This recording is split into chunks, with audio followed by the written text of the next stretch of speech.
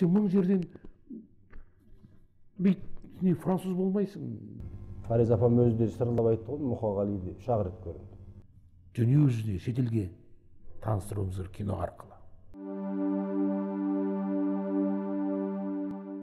Мен бұл идеяны алып жүргенім осы Мұқағали туралы фильм түсіруге бір қателеспесем 15 жылдай болды. Өз айтпақшы, мен 21 ғасырдың құрдасымын. Мүмкін одан арғы ұрпақтың да деп айтатын болар. Сол сияқты 21 ғасыр шынымен де бір таңғаларлығы Мұқағали қалам тартпаған тақырып жоқ. Ел, жер, отан, соғыс жылдарынан кейінгі халықтың өмірі, тұрмыс тіршілігі, әлеуметтік жағдайы, азаттық туралы, еркіндік туралы 75-76 жылдар жазып кету деген осы. Мен мысалы ауыз толтырып айта аламын, ол пайғамбар. Дәл Мұқағалиша жазам деп талай адам тапырақтап қалған. Кеңшілік Мырзабековтың бір сөзі бар. Мұқағалидың өмір сүрген өмірін біз де сүріп келе жатырмыз. Оның көргенін біз де көп. Оның тақырыптары, оның жазып отқанын біз де жазып отырмыз. Бірақ Мұқағали жұтып қоя алады. Ол кісінің әлемі басқа. Енді сценарий дайын болғаннан кейін киноны түсіруге 1 жылдай уақыт кетті. 1 жыл болғанда енді толық киноны бітіруге. Ал киноны біз түсірдік 45 күн. Бұнда ең қиын болған жағдай мынау ретро. Бұрынғы сол Мұқағали аға өмір сүрген заманды алып келуіміз керек қой. Эпоханы беруіміз керек. Сондықтан бізге жаңа трамвай керек. Енді ескі үйлер сол енді 80 жылдарда 90. Қазір бәрі пластика. Трамвай жоқ Алматыда, өзің білесің. Ой, қиын болды. Содан бүкіл Қазақстанда жаңа операторым бар, художник бар, продюсер бар, аралап Өскеменге тоқтадық. Енді Құдай қаласа өздерің көресіңдер, Өскеменде көп жерлер осы Алматыға ұқсас. Мұқағалидың партиядан шығарылуы неше түрлі аңыз әңгімелерге айтылады, бірақ кеткен. Олар взнос төлемеген 1 жыл, немесе партияның жұмысына салғырт қараған, немесе ішіп алып ұсталып, содан шығып кетті деген әңгімелер. Әр түрлі сан-саққа жориды. Менің ойым, Мұқағали саналы түрде партиядан шыққан. Бүкіл шығармасын қарап отырсаң, күнделігіне қарасаң да, өлеңдерін қарасаң да, кез келген шығармасы өте ұқыпты, ыждахатты, өтір нүктесіне дейін, қай күні, қай сағатта жазылғанға дейін сондай ұқыпты, ыждахатты қаламгердің сен бір 15 дейін взнос төлемеуі мүмкін емес. 1 жылға дейін. Партиядан қалай шығуға болады? Соны саналы түрде төлемей, ал жаңағыдай бір қылмыспен немесе әдейі шығып кетсе, ол проблема ол кезде. Еркін сезіну. Мұқағалидың Фаризаны көріп, иығынан қағып, «Ай, Фариза, шеңберден шық» дейтін сол. Сондықтан да жаңа айттым ғой, 30-дан кейін толысты деп. Сол толысқан кезде біз қандай қоғамда, қандай құлдықта, қандай құлдық санада өмір сүріп жатқанымызды ол ерте сезінген. Соны біліп, партияның құрсауынан шығудың бір жолы партбилетті өткізу. Бір жағы аңыз ретінде, аңыздың түбі ақиқаты да бар. Енді Бауыржан Момышұлы партиядан шығаратын жалғыз өзін істейді ол. Комиссияның мүшесінде болған. Назын айтады. Біз Москваны қорғадыңыз ба? Оған күмәнің бір ма дейді. Орыстың Москвасын қорғағанда қазақтың Мұқағалиін қорғай ма? Идиот, ол кезде менің әскерім болды ғой, қазір жалғыз. Осындай әңгіме екеуінің арасында аңыз ретінде қалған. Бұл картинада да сценарийді бермедім, бірақ мен дайындадым. Мұқағали ағаның образын жасаған жігітті дайындадым енді. Фариза апайдың ойнаған актрисаны да дайындадым. енді Бауыржан Момышұлын ойнаған Бауыржан Қаптағаев деген үлкен актер. Енді ол мені түсінді, онымен 1-2 күн жұмыс істедім, ол енді түсінді. Сонан кейін мен керемет композитор бар, Бақытжан деген. Мынау Қажымұқан атамыздың немересі, Шымкенттің жігіті, мынау бізде композитор, фамилиясын ұмытып отырмын. Сол жігіт Нұрғисахан ойнады. Керемет енді. Оған айтсаң болды, қағып алады. Өзі органик, табиғаты сондай жігіт. Болады ғой бір актерлар, айтсаң қабылдап алады.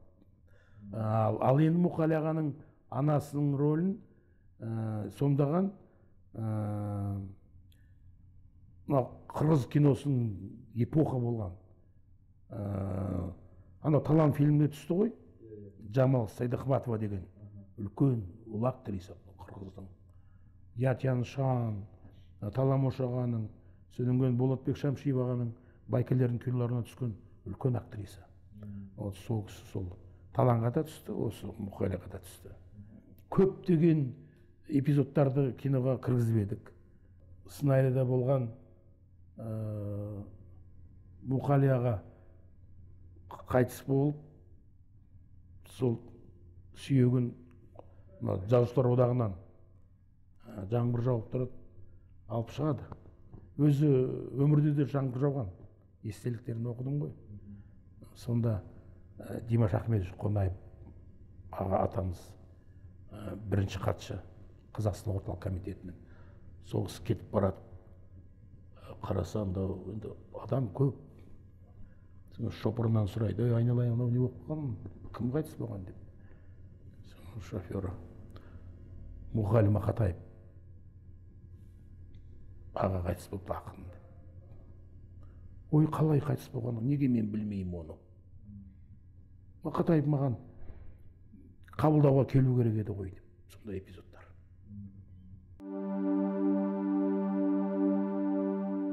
Ақынның артынан, енді ұлы адамның артынан аңыз ереді. Аңыз көп. Аңыз болғанмен ауытқыған өтіріктер көп. Мұқағали арқылы өзін көрсеткісі келетін пәндәуи әңгімелер көп. Мына шымкенттік досы бар ғой, Жәлел Кәттебек. Сол кісінің Москвада бірге жүріп сырласып әңгімелескені бар. Кейін оны жазды. Сонда айтады, әй, мен өлгеннен кейін бірден мақала естелік айтпа. 5 жылдан кейін де жазба, 10 жылдан кейін де жазба, 15 жылдан кейін жазасың. Неге? 5 жылдан кейін мен арқылы өзінің атағын шығарғысы келетіндер жазады. 10 жылдан кейін өтірік қосып өзін мақтағысы келетіндер жазады. Ішкен жегендерін жазады. Ал 15 жылдан кейін бәрі орнына қалпына келеді. Одан кейін жазады. Сол сияқты шынымен де 60 жылдығындағы Мұқағали туралы естіген, көрген, білген, жазған естеліктері бар ғой, біраз қаламгерлер. Шынымен ішкенін айтады, кафелерде, барларда, парктерде, сыраханаларда жүргенін айтқан көп нелер бар. Еркін ағамыздың соны оқып, қатты ашуландым дейді, сол естелікте. Содан кейін естелікті олай жазбайды, бұлай жазады. Хан тәңір қайдасың дейді. Өлеңмен жазылған роман. Мұқағалимен сырласу. Соны жазып шықты, бір кітап. Актерларға ана сөзді жаттап алмасын деп бермеймін. Сөйлейтін сөзді олар алдына әсіресе театрдың нәрсе жаттап алады. Соң камераның алдына келген кезде айдай келіп тұрып, не пауза жоқ, не өмір сүрмейді, не интонация. Адам өмір сүру керек қой енді. Сондықтан мен қорқамды оларға бермеймін. Бірақ кейіпкер кім, қайдан шыққан, ортасы, шлейф дейді ғой, өзің білесің. Соның бәрі түгел түсіндірем ғой. Не керек, қандай адам, жасы қаншада, түгел автобиографиясын кейіпкерін түсіндірем. Содан кейін ғана барып жұмысқа кірісем, мен өзім ақырында репетиция жасаймын, өз репетицияны жактырмайм көп. Актердун да езіп жібересіз, содан кейін қайталана береді да. Маған екінші дубль, әрқашан екінші дубль маған көңіліме шығып отырады. Мен өзім көп болса үш дубль түсіремін, оны мен артық түсірмеймін. Оның үстіне мен бірінші мамандығым актермын ғой, өзің білесің, Хадиша апайды оқығам. Енді мен ана біздің бүкіл корифейлерді қазақ киносының Шәкен ағадан бастап, жаңағы Мәжит ағам бар, Сұлтан ағамыз бар, Шәріп аға, Абдулла ағам, Абдулла Қарсақбаев деген ол менің кинодағы әкем. Сол кісілердің көрем ғой енді. Енді Шәкен ағалардың киноларына түспесем де, Шәріп ағаның киносына түстім, Абдулла ағаларда, Виктор Пұсырманов, Серік Райбаев, енді Бодров, Сергей. Түстім мен Шухрат Абасовтың өзбек фильмге де түскем. Мына енді жас кезде адам баланың, жаспын ғой, баламын ғой енді, қабылдау жүйесі қатты жұмыс істейтін көреді. Мынау есте сақталып қалады да, прямо фиксироваться. Мен әлі есім, Абдулланың қалай жұмыс істегені, мені қалай жылатқаны, қалай оқыс актерларды дайындайды. Ғажап. Қазір ондай бізде бар ма жоқ қой білмеймін әйтеуір енді. Мен өзім мақтап тұрған жоқпын, бірақ бұл жағын білмеймін енді. Енді қазір енді кейін кезде осы көп газеттерден оқимын, журналдардан, бір интервью жасап режиссерлар. Мына актерлармен жұмыс істейтін режиссер жоқ деп бізді сынап жатады. Өзің де оқыпсың міне, көрдің бе? Мен білмеймін ол жағын енді, бірақ актермен жұмыс істеу керек. Аңыз қылып айтылатын әңгімелер бар ғой, мысалы, Әбділда Тәжібаев үй әперген кезде 3 бөлмелі үй. Лашын апамызға айтып, бір көп балалы семья 2 бөлмеде тұрады екен. Мұқағали 3 бөлмелі, 4 баласы бар. Сол кезде ананың 8 баласы бар. Соны үйін айырбастап жүрген. Лашын қайып. Лашын анау балалары бізден көп екен. Үйді ауыстырды. Сөйтіп ана көп балалы үйге 3 бөлмелі үйді айырбастап жүрген. Одан асқан қандай адамгершілік болды, қандай азаматтық болады.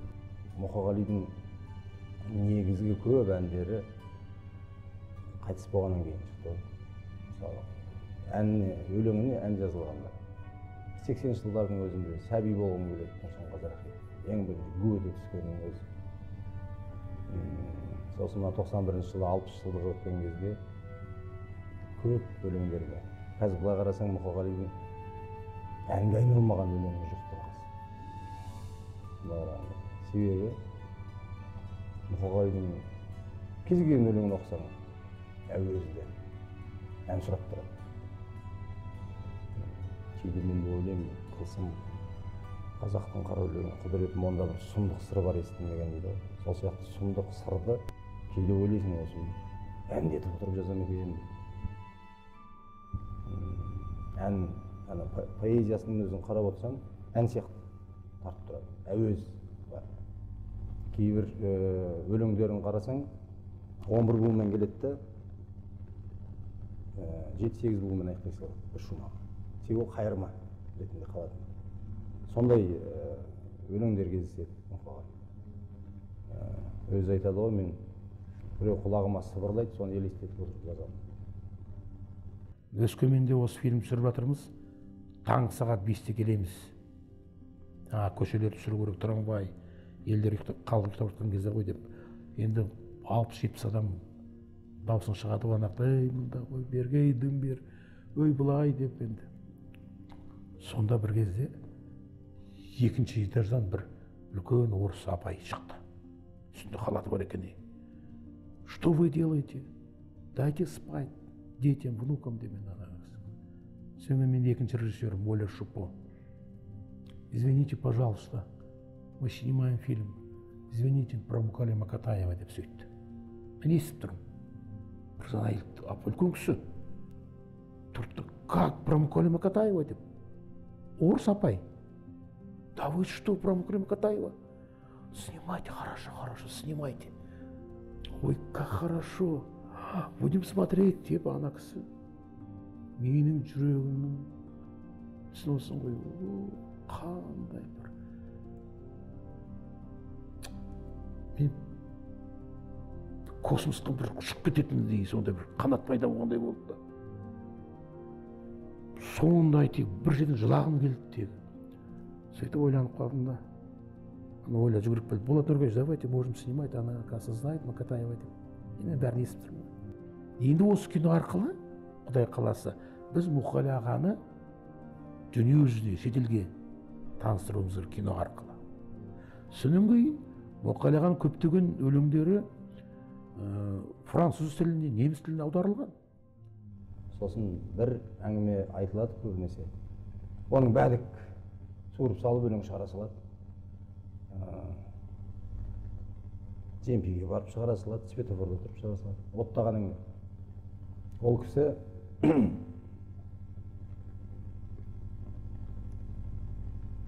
екі ананы телемген адам. Өңшең қыздың ортасында өскен, жоқшылықты көрген. Одан кейін боғауыз айтып көрмеген адам. Ең қатты ашуланған кезде қыз талақ дейтіні бар екен. Сол қыз талағына келді. Сөйткен адам анандай боғауыз өлеңді қалай шығарды? Светофор туралы. Ол светофор туралы өлеңі бар, бірақ анандай бәдік емес. Газдар, маздар, москвичтер, волгалар, заула, темір жорғалар. Қызыл свет, сары свет, көк свет, көзің қысса, темірлерде қорғанар. Қызыл свет, қызылала қан бекен, сары светте сары уайым бар мекен. Жасыл свет жарқ еткенде алдымда, өкш жаным ай, болашағым алды екен. Осылай өлеңдер. Бұрмаланған, кейбір ана өзі шығара салған бәдік дүниесін Мұқағали өстіп айтыпты. Анекдотқа айналдырып жібереді, әзілге айналдырып жібереді. Себебі Мұқағалиға телісе тыңдайды ғой бәрі. Сөйтіп бұрмаланған. Сөйтетті бүкіл шығармасындағы шын Мұқағалиді жоғалтып алды. Мысалы, бір кездері. Мұқағали ананың есігін теуіп береді екен, боқтап кетеді екен, айғайлайды екен, мына жерде суырып салып өлең шығара салады екен. Жай әңгіме. Ол алпамсадай болғанмен өте нәзік адам. Көңілі бос адам болған екен. Фариза апам екеуін махаббат қылып қояды біреулер. Фариза апам өзі де сырылдап айтты ғой, Мұқағалиді 3 рет көрді өмірінде. Ал Мұқағали шынымен Фаризаға үлкен баға берді. Шығармашылығын бағалады. Ақындық алғырлығын құрметтеді. Болашағынан үлкен үміт күтетінін айтты. Сол бағасына лайық Фариза апам болды. Ол былай қарағанда ақынның талантты тап басып тануы. Көріп келдік былай қарағанда.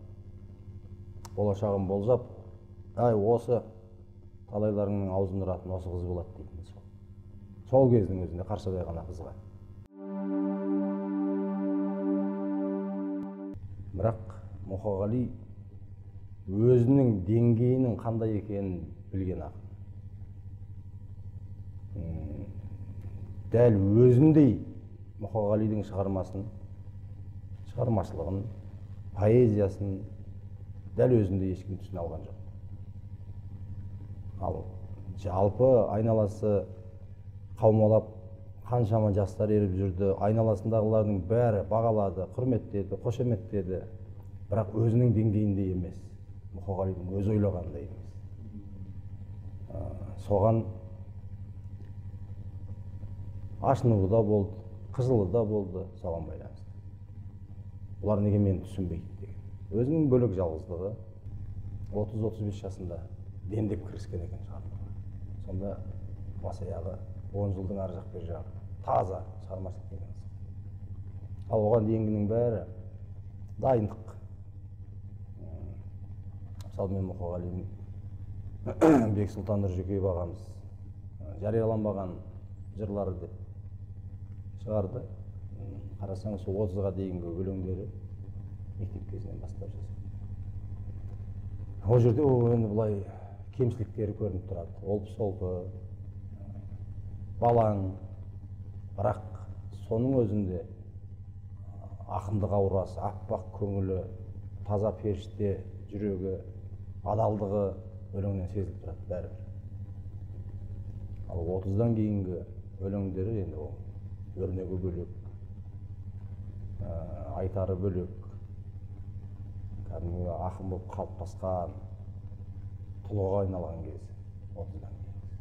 Мен әлі де толық зерттеліп, қатталып, бітті деп айта алмаймын. Себебі ол кісінің жұмбағы, әлі ашылмаған қырлары, айтылмай кеткен сырлары әлі тұнып тұр, көп. Көп сөйлемеу керек қазір. Бір екі ауыз сөзбен үлкен кәдімгі бір ой жеткізуге болады. Ол драматургияға байланысты. Көрдің ба? Жинақтылық дейміз ғой. Собранность сондай болу керек. Компактный. Сонан кейін айтайын деген ойың түсінікті болу керек. Не айтқың келіп тұр. Сонан кейін біздің актерлар мен әдемі болуым керек. Экран әдемі көрінбей қалсам деген сияқты ондай болмау керек. Жігітсің ба, жігіт болу керек. Ер адамсың ба, ер адам болу керек. Әйел адамсың ба, әйел бол. Сонан кейін өзіміздің кәдімгідей қазақтың өзінің жүріс тұрыс сөз менталитетінің бір қозғалыс сөйлесіс бар. Міне отырмыз ғой сөйлесіп.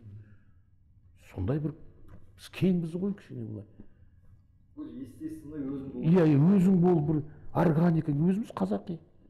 Ол өтірік. Сен мың жерден не француз болмайсың, не Алан Делон, не Аль Пачино болмайсың жаным. Сен қазақ болып қаласың. Қазақсың сен. Сен ұлтың қазақ, сен қазақсың. Сен жаратқан ем қазақ. Сен өмірге алып келді ғой. Сондықтан қуанбайсың ба қайта.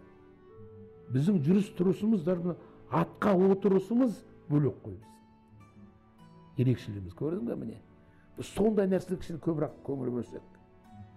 Мына ұлттық кино. Мына ұлттық кинода, мына біз қазақ фильмге ұлттық киносуй деген атағымызды қайтаруымыз керек. Бұрын болған, қазір жоқ. Ол ұлттық кино деген әлгі қазақша киініп алып, жаңағы бауырсақ жеп, қымыз ішіп отырған емес. Ой керек, сана керек.